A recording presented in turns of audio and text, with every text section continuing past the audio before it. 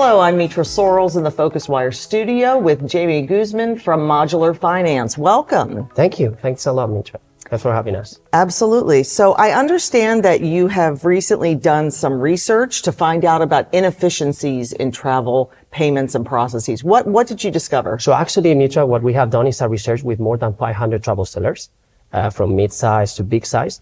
And we have discovered three important points and three important numbers, I will say.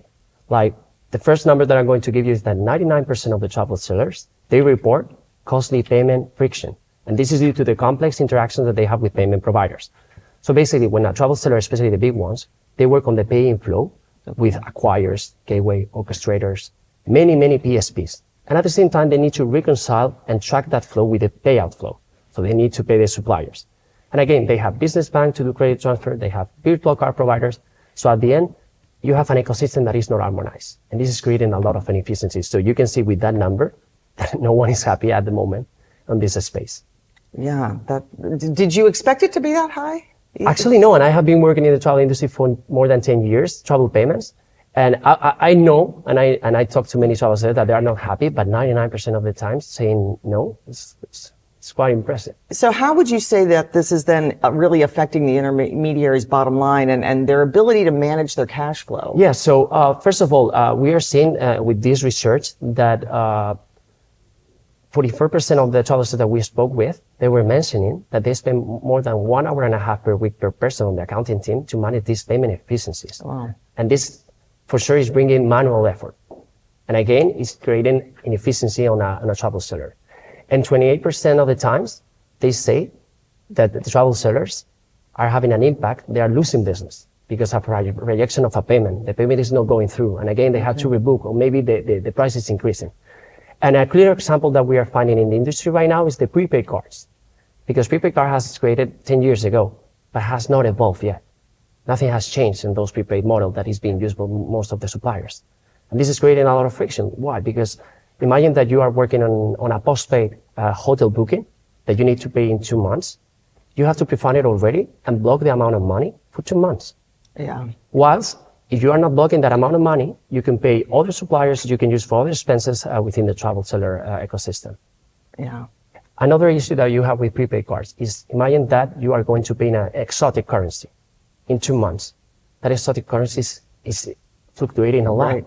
So maybe the amount that you have put 2 months ago is not enough, and the booking can be canceled, or there is friction, or maybe when the traveler is coming to the hotel, they're saying it's not paid. And this is creating a loss of business for the travel sellers.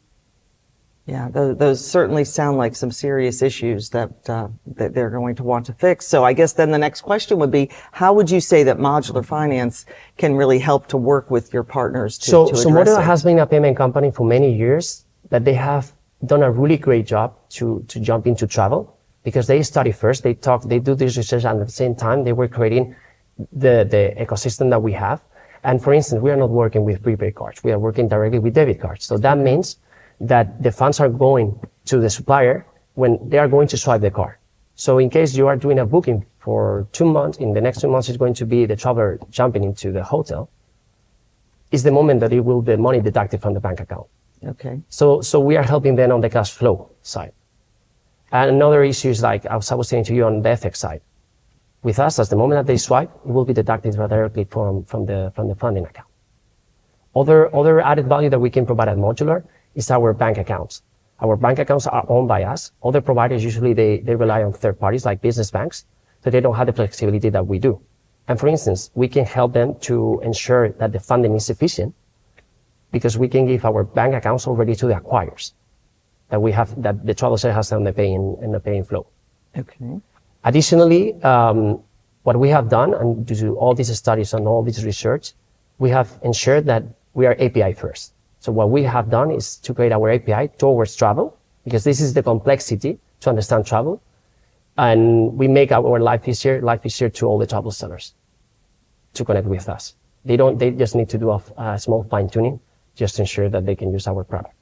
And lastly, what we are bringing also as Modulr, not only virtual cards, we are also bringing instant transfer, bank transfer, credit transfer. So we give the flexibility to a travel seller to pay one supplier maybe 30% with virtual cards and 70% with instant payment. And this is something new in the market.